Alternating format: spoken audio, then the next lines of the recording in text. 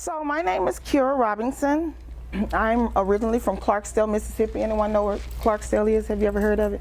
It's called Home of the Blues. I worked in television and production. I worked for BET. I worked for Black Entertainment Television, and I moved to the Black Family Channel. And in all those positions, I was a producer. What I did for BET, I would interview celebrities on the red carpet. And so with that background, I eventually, started working part-time at the television station and when I got out of college. However, I moved to Texas when I met my husband, and he was here, so he wanted me to move to Texas, so I moved to Texas. Lo and behold, I got a job here, and it was for a company here in Texas, and I had a part-time job working at an adoption agency. Well, at the adoption agency, I was there on the weekend, and I was like a dorm mother with the girls. And so one day, on the weekend, it was a Monday morning, I guess, I had to go in and just brief my co-worker on what happened over the weekend. I work with pregnant women. And so I would tell her no one, went into labor or whatever. And so when I was standing there in the doorway, I guess I chuckled real loud. And we have an attorney there who would bring her dog to work. And so I guess he was a rescue dog as well. So I guess I scared him, and he didn't know what to do. So I've never had a dog before. And when I made that gesture, he just ran to me, and I hopped on top of a table. When I hopped on top of the table, like I said, I never had a dog before, so I didn't know what was going to happen. Hopped on top of the table, he bit me in my leg. So I hopped to another table. And when I hopped to the next table, he, my coworker came, and however, I collapsed. We all collapsed off the table. So I have herniated discs in my neck and my back, my C1 through my C4, my L1 through my L7 herniated, ruptured, dislocated disc. So I was at home recovering, and so in my recovering process, I just couldn't sleep. And I was like, okay, I'm not in pain, what's going on? And it was, I guess it was the Holy Spirit telling me to write. All these ideas start coming to me, and I would never write them down. And so one day I just decided, I couldn't sleep. It went on for like days, weeks. Couldn't go to sleep at night. And I would tell my husband, I can't sleep. He was like, stop drinking coffee, stop. He was just, telling me different things to try. However, when I started writing those ideas down, I was able to sleep. And the ideas was coming to me just as clear as I'm talking to you guys. So that was just the Holy Spirit telling me that is what I was supposed to do. That was my calling. I don't consider my accident an accident, because God is intentional. So he wanted to get my attention for whatever reason. And so it was to do this. So I write Christian children's books. With my Christian children's books, I always tell a story. Like this one is always tell the truth. We always tell kids to tell the truth. Okay. However, mine have a twist at the end. Instead of just telling a child, okay, you're on punishment, or I'm gonna spank you or whatever, it made them work their debt off. So it's something different. It's just a different idea. My mouth's so dry, excuse me. But it's just a different concept.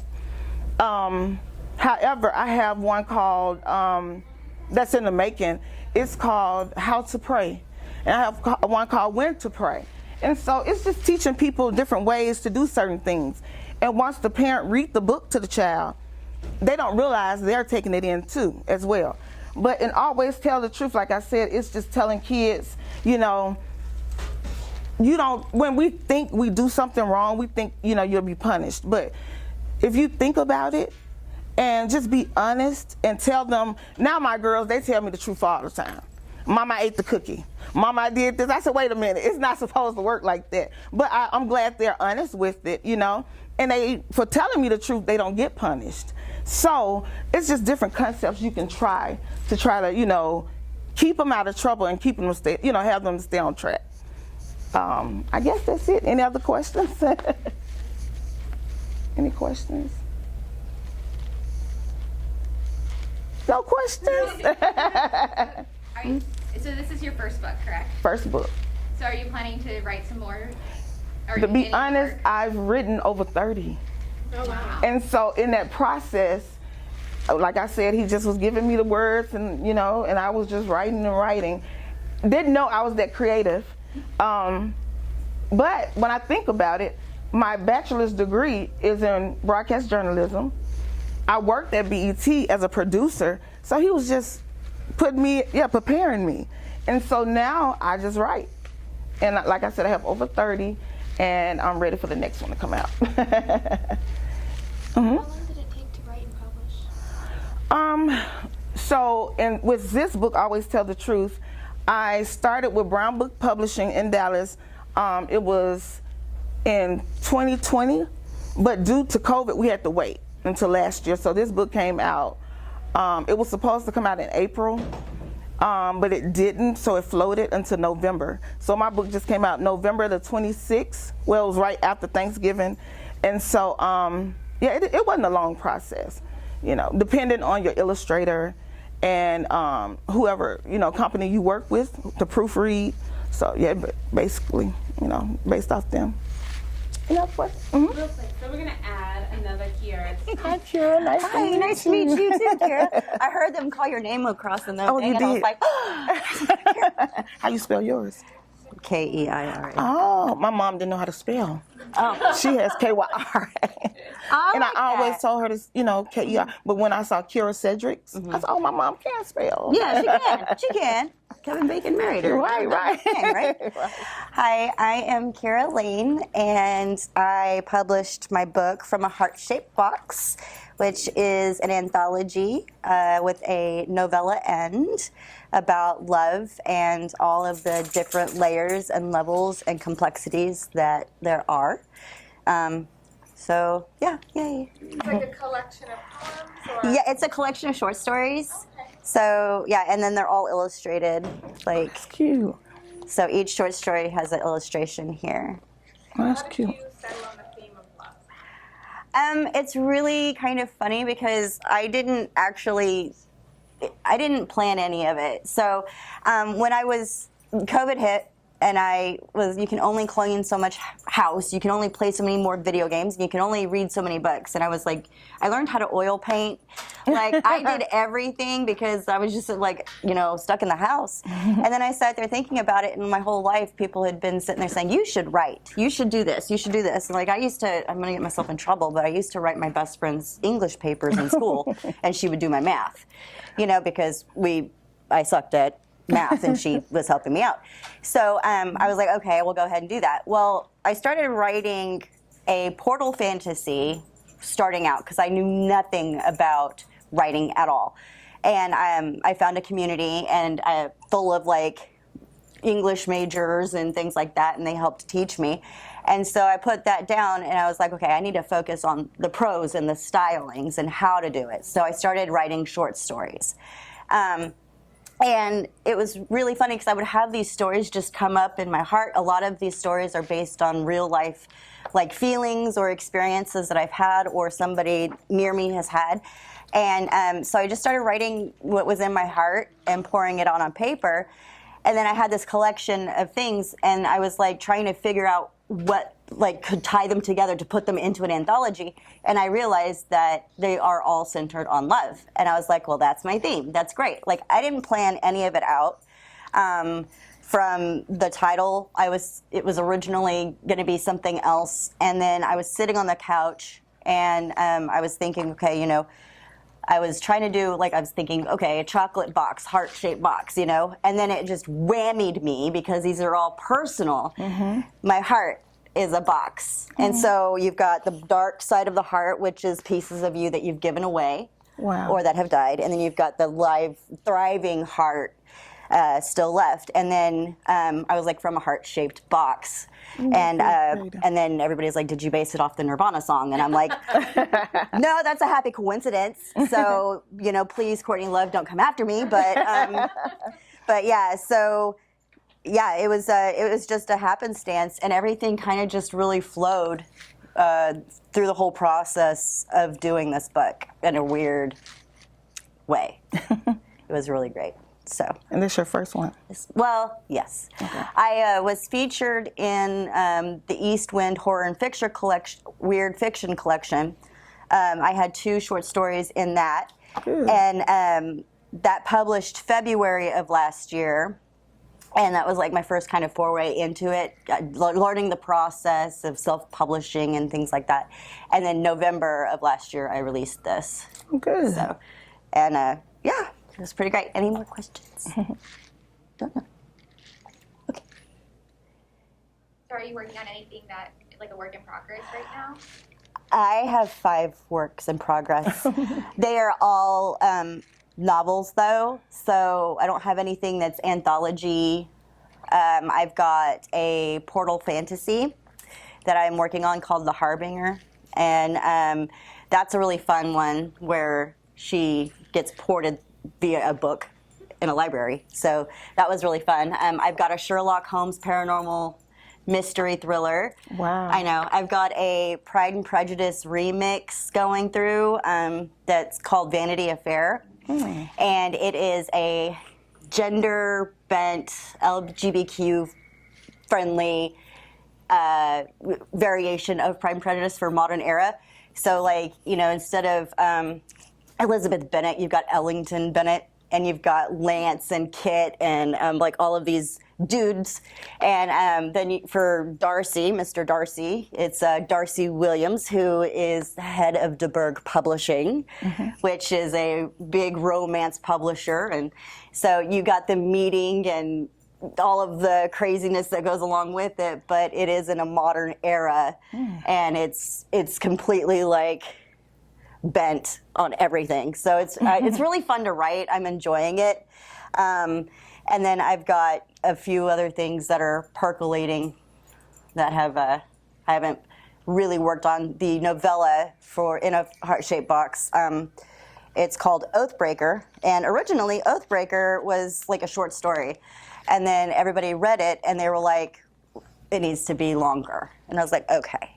So then I wrote like another 3,000 words, and they're like, no, it needs to be longer. And I'm like, okay. So then I wrote the novella, and they're like, this needs to be longer. So I was like, okay. So now I'm expanding the Oathbreaker story that is in From a Heart-Shaped Box into 3 novels. Oh, okay. Yeah, it was pretty crazy how that all worked out. I did not plan it, and everybody's like, no, we need to see more of Ian and because there's so much in the world that I can play with, like family dynamics, war, and all of that other stuff that the book covers. But Oathbreaker is based off of the fight and internal struggle of doing what's right versus what you've promised or you know, given an oath to. And so in the book you see Ian, who is born into like this privileged thing, you know, kind of just fight against what he's supposed to do. And then he is facing a tough decision on, you know, what the right thing to do is. Should I honor my oath to, you know, this person and all of these things, or should I break that and do what I know in my heart is right? So, I mean, it's a really fun story, and I'm really excited to be working on that as well. Yeah. I guess I just said I was working on 30. I mean, I was done with 30 books. I guess I should explain too. I feel bad. I have one called Dear Mr. 44. It's an open letter to Barack Obama, thanking him for, you know, taking the courage to be the first African American, you know, president. A lot of my books are for people of color, and my girls, they have curly hair, and they don't like it. When it rains outside, you know, they say their hair poofs up. And so it's called Curly Sue. And it's talking about the different styles and the different things you can do to your hair, you know, when it's wavy, when the weather is, you know, misty outside. So it gets them to look and appreciate their hair and, you know, in a different way. And I also have one called When to Pray. Like I said earlier, it just teaches, you know, people basically, you know, different churches I've been to, I learned that a lot of people don't know how to pray. And so when the parent is reading the book, they're learning actually how to pray. I have one called Circle of Life, is saying that, life is a game. And it's like playing, I guess, Monopoly. If you want to be a player, you can play. And you can, win and have salvation with Christ. But if you don't, he give us free will. You don't have to play. So it's explaining on a kid's level about being a Christian. And I have one called, I have a lot of nonfiction, but I think I'm going to need an attorney for that. I have one called Things We Do for Love. And it's basically about my life and how I was kidnapped twice by the same guy. Don't ask me how that happened, but it was crazy. But it's just different scenarios that happened in my life, and I'm still here to tell about it. I was out in the woods for I don't even know how many days, and I was with this guy who kidnapped me. He had a gun, and he kept asking me, do I believe in Romeo and Juliet? And I was like, no. And I had just dated him only for like 3 months. Almost 3. I'm going to say it was like 2 and, So really basically 3 months. And I thought he was a perfectly great guy, But I was leaving, getting ready to go to grad school. And I was at the time in Jackson, Mississippi, and I worked at a news station. So I was telling him I'm getting ready to go to grad school. He was like, you can't leave me. I'm going with you. Well, I didn't know him. I had just met him. And I was like, well, we can do long distance, I mean, I'm your girlfriend. We'll talk. Well, he kidnapped me and took me at night with his lights off. So we were riding down the highway with no lights on. I can't, I guess he did that so I wouldn't be able to tell the police exactly where I was if I got, bless you, if I got loose or whatever. But we rode down the road and I hopped out the car. He chased me, football tackled me. I saw some people at a hotel. I was just flagging them down. And what I've learned is when people actually, now, we see, that on television a lot. But when something really happens and a person see you, they run the other way. I was waving help. They took off running. And so he caught me. He tackled me, got me back in the car. I'm bloody. We got to my parents' house. It's a long story. But anyway, that's one book. The other book is The White Picket Fence. It's about a doctor I was dating. And I thought it was going to be the perfect white picket fence, but it wasn't. And so when we meet doctors and lawyers, we put them on a pedestal. We think they're intelligent. They're going to treat us well. We've grabbed a great guy, but because you think he's had all of the credentials and, he should have a wonderful personality, but he was crazy. So the white picket fence didn't happen. That's what that story is about. I have one called The Lion King. It's about a guy. I have a lot of them, but I can relate to people because, on different levels, because I've been through so much and I'm still standing. And it's been crazy. It's been a real crazy ride. And like I said, I didn't want to write, but when I started, I couldn't stop. So I have Christian children's book and I have some nonfiction books. I have so many. I have Kyra's Dream Job, and it's about a little girl who always wanted to work in the White House. And then she actually got a job to be the president. So it's talking about different positions in the White House, because I found out a lot of people don't know, different positions that are held at the White House. So it's teaching kids about different things that's going on that, they might not learn in school. And I'm trying to see what else. I have so many. The White Picket Fence, teaching them how to pray. I have one called The Talk. And The Talk is a talk that Black people have to have with their kids when they're driving. Yeah. And it's basically, that's why I was like, kind of emotional when I talk about it. But I have a son, and he's 22 now. He was getting ready to go to Michigan to do an internship. And when he was going, he left Mississippi at 6 at night, which I thought wasn't a good idea. But then he said, well, Mom, I like to drive at night so I can just, concentrate on the road. A lot of people's not on the road. So I said, okay. He's riding in a Charger. It's red and it's all souped up. And so when he was in, I forgot what part of Michigan he was in. However, they pulled him over. And he didn't have the air on or anything. He has allergies, so his nose was bleeding. And then I think too, with the police pulling him over, he was hot, panicking. His nose just started bleeding. And the officers, they pulled him out the car, told him he was snorting cocaine because he was saying there's a reason why your nose is bleeding. They treated him so bad, and they didn't even ask, do you have drugs in the car, whatever. But he had his hand on on the dashboard, and it's a shame. We have to tell our kids what to do. When a cop is coming, just sit there, be polite.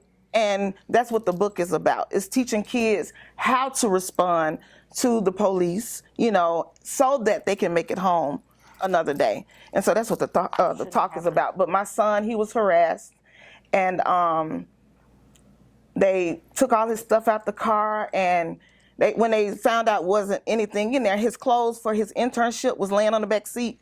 They were dirty. So he had to wear dirty clothes that next day to his internship. They had it all in a ditch or something, when they were throwing it out the car. And they left him. He had to stay there in the dark and pick up all his stuff. So, we have stories like that I'm putting in kids' books to teach them about different scenarios. I have one called Stepbrother, just explaining what a stepbrother is. I have one called Stepsister or Half-Sister, explaining what that is. Because my kids, they have, stepsisters and stepbrothers, and they didn't understand, what a stepbrother was. So I just break it down on a kid's level, just telling them, what it is. Basically, a lot of my books are real life scenarios that African American people go through. So that's what I'm gearing towards. And also, I have a lot of other books, like the Game of Life. It's for, YA young adults.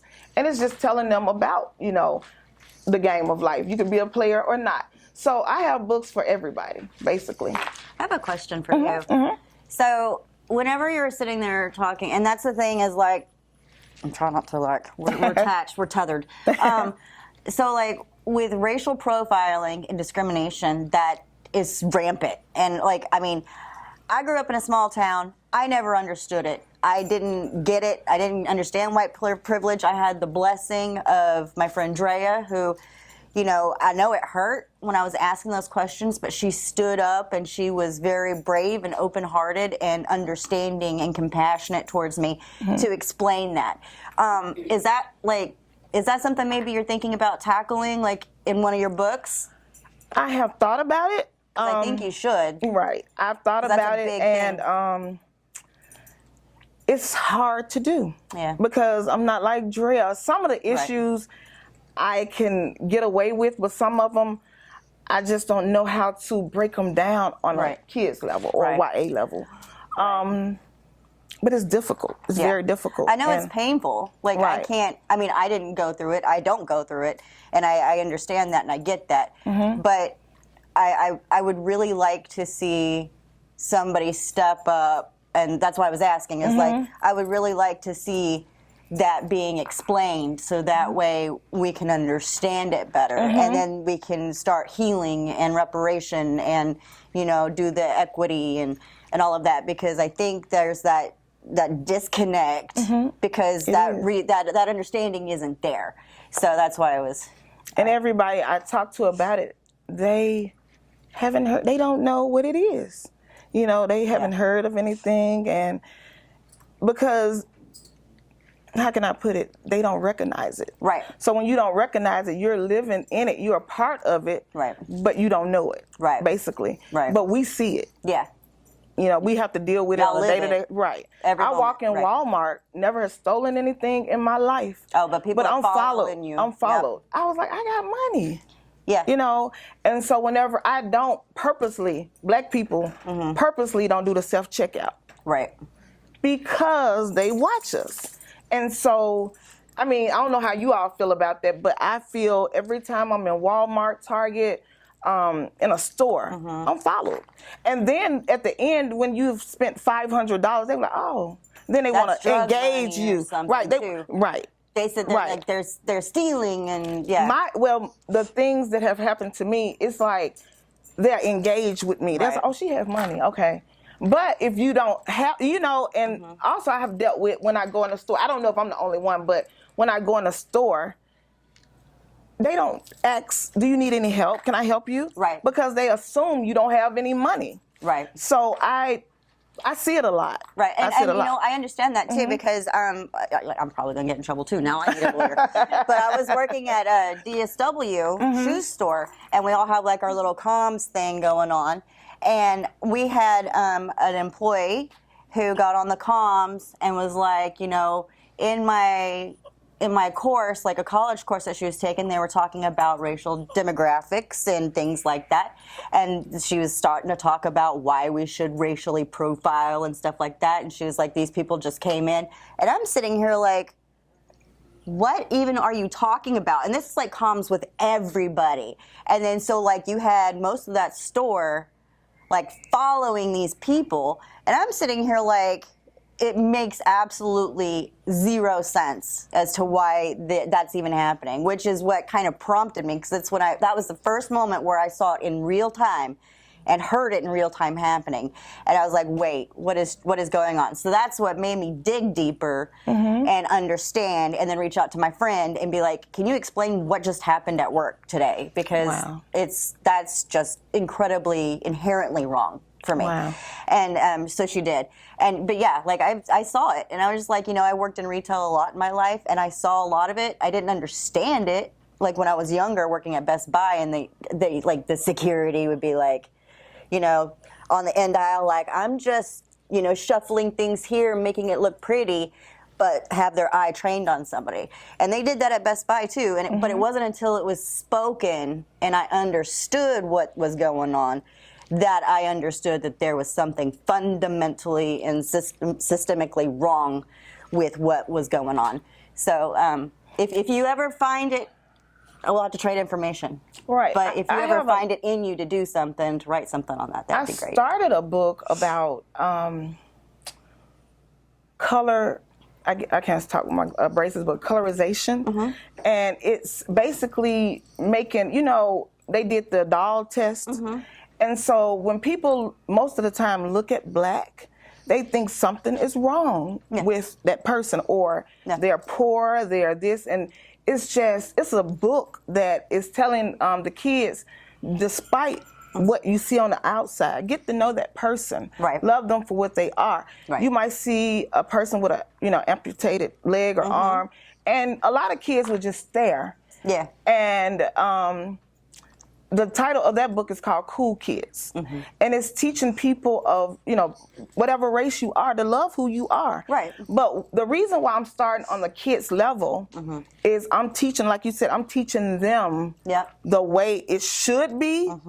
And hopefully someday it will break the cycle. Yeah. But right now, I see what's going on. I don't like it, but I hope my voice will be heard one day. Well, and I think, you know, we're in a time right now, we can't sweep it under the rug no more because it's right in our face. And it's you know, what we are doing right now. It's the conversation that's never been had. Right. And so now, by us engaging, you know, you understand better, I understand better. And it's informative. Right. You know, and that's the only, but people don't sit down and talk. Yeah, that's the big thing. That's the big thing. Right.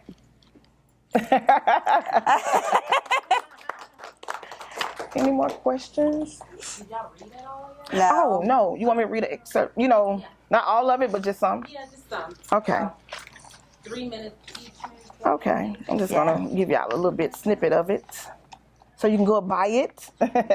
Where can they find this? They're at Walmart, Target, Amazon. You can go to my website. My website is www.kingdomconnectionbooks.com. So it's the kingdomconnectionbooks.com. Okay. I did have a question before you started your reading. So I know a lot of times, you know, people talk about reparations and things like that, but you can't repay that. You can't make it right. It's a feeling. It's an emotion that no amount of money can pay for. So the thing is taking steps now. To make That's what what I'm doing. Right. America needs. Making it right now. No amount of money. Right. You can't pay people money to make a feeling go away. Right. Well, see, and with reparations, I think it dives deeper, like taking care of the systemic racism at all levels of government, breaking down that red line that is, affecting the housing and loans and things like that. Like, because like my husband works for a bank, and like with the algorithms and the way that they're naturally biased to the person who writes them. And that's what happened with the loans and all of that stuff, is like they put in this information and they can sit there and they can type in your address, know where you live, see where that like area is, and know that is a black community, and then they can sit there and be like, okay, well, these people probably aren't going to be paying back their loans. So like you guys are already at a disadvantage just based off of where you live. Wow. Which I want to say a naughty word, but I won't, which is ridiculous. It's absurd. And so reparations to me... I did not know that. Right. Reparations to me, and that's been something that was like in the 50s, 40s. Like all of that stuff started coming about at that time frame, and then they haven't changed the system, which is where you get that systemic racism bit, because all of that stuff was incorporated a long time ago. But I think for reparations and what we should do for that as Americans isn't to pay money, because you're right, that's not going to fix anything. That's not changing anything. You can't just throw money at it and be like, okay, it's all better. No, that's not how that works. For us to pay reparations, I honestly think we should take responsibility for the pain that we caused, the suffering the caused, and make things right. Like, take it to the highest levels of government and office, take it to our local communities and make it right. Change bank algorithms so that way it's not just pegging out black communities for not being able to get loans and stuff like that, which is absurd, which goes with the whole money thing that you were talking about earlier. Mm-hmm. It's ridiculous. It's 10 times harder for, POC people to get loans than it is for a white person, and that's absurd. That's ridiculous. So I think that is the best way that we can do reparations, is to fix things fundamentally, so that way equality and equity are put in together. Mm-hmm. So changing the system. I would like for both of you ladies to address the business side. Oh yeah. Master the creative. Talk about the business side. Like, do you have an agent? How do you market? That would be cool. Well, I'm with Brown Book Publishing, and so it's a package that they give you. It's different price ranges, but because I was a writer already, I didn't have to pay a lot of money. But they do ghostwriting. You can go to them with an idea, but you'll be out of like $60,000, $75,000 or more, and I was out of probably roughly 20-something thousand. But with that, I have my books, and the reason why I chose Brown, I was looking for a company that I could own my rights to all of my works and leave a legacy for my kids, so they can do reprints even when I'm gone. Aww. They can do reprints of all of my books. So that is the only reason why I did that. I had options to go to other places, but I decided to go with them. And also with that package, you have writers, you have editors, you have people, illustrators, and all of those people. You have a project manager that will keep everything on time, and they'll contact you, let you know, like, we're working on this, we're working on that. All I had to do was submit my work to them. They looked at it. It wasn't a lot of editing they had to do. Then they started putting the illustrations with the actual words on different pages. Then I just had to go and let them know how my finishing, what I wanted. Thank you. And it's a process, but they work with you. If you're with a good company, they'll work, on a time frame with you. So roughly 6 months. A literary agent or anything? No, I don't have one. Well, actually, Tom, he's with Brown Book. He's the VP. He's actually my literary agent. So I'm getting ready to go and do other things that he can represent me. So, and they can market for you.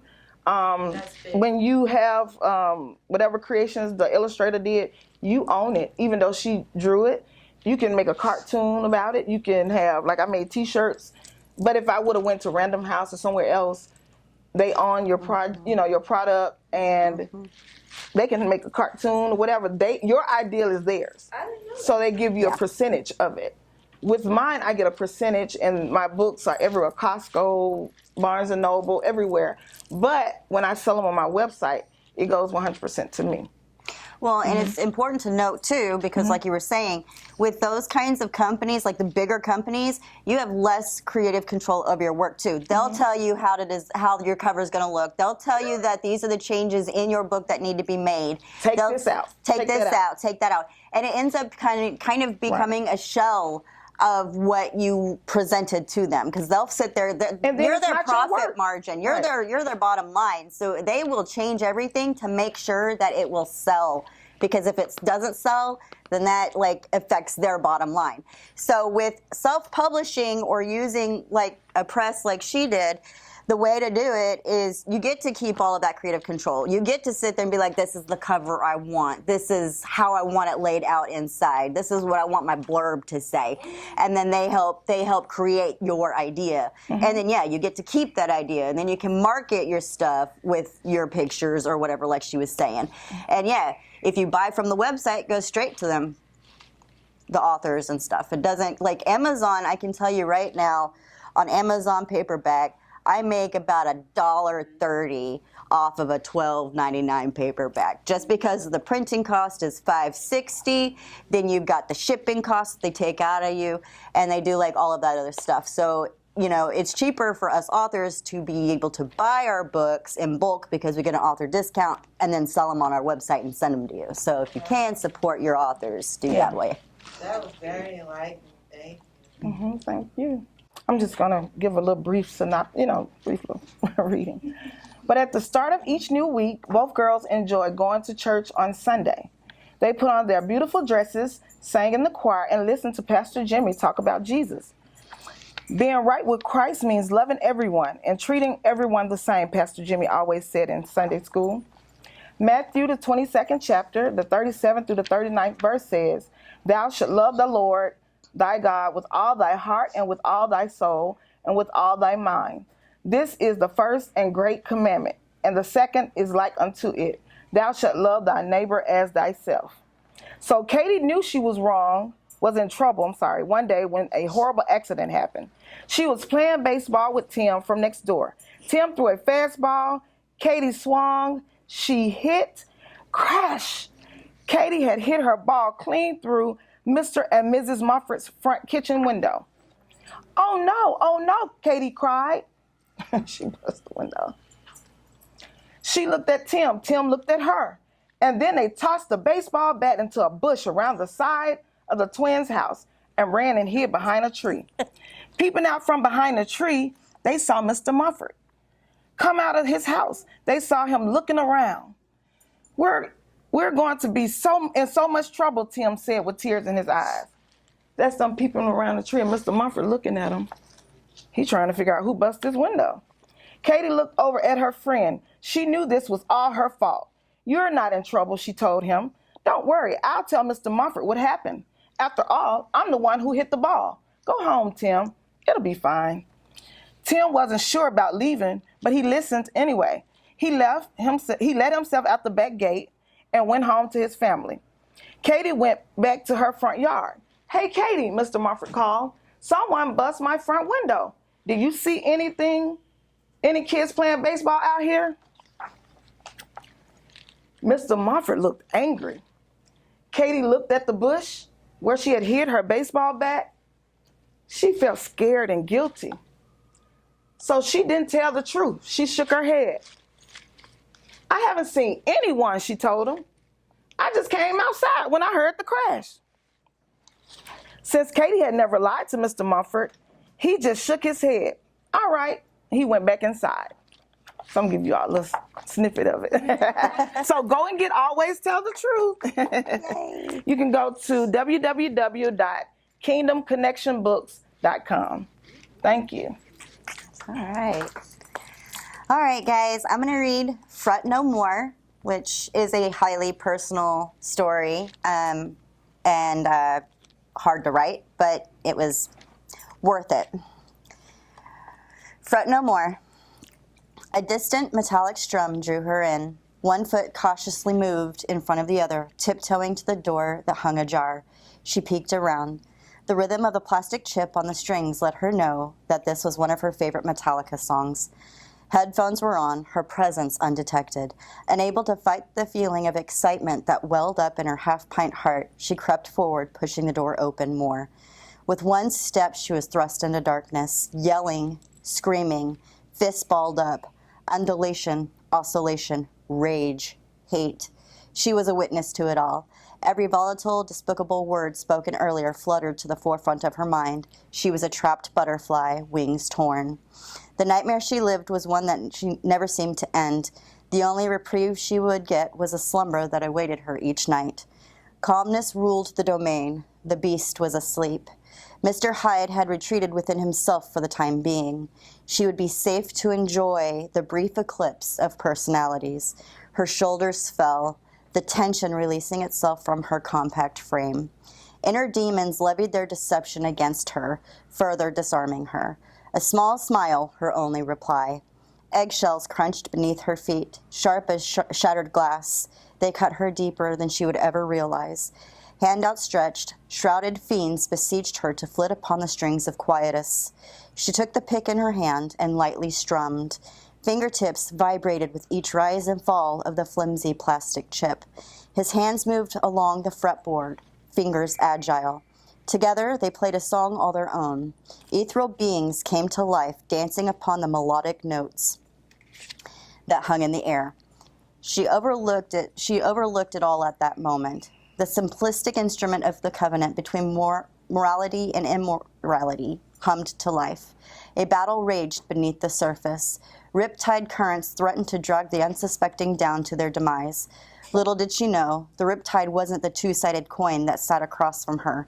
He was but a marionette, controlled by a heinous puppeteer, wanting to break free of the strings that bound him. He had sold his soul for an illusion, and she was merely a specter created within the hallucination. Hellish torment bound them. Tremors rippled against the hollow wooden body. Raw power melted through the chains of bondage that had held him down for years. A smile curled as the caked-on grime sloughed off his main pinions.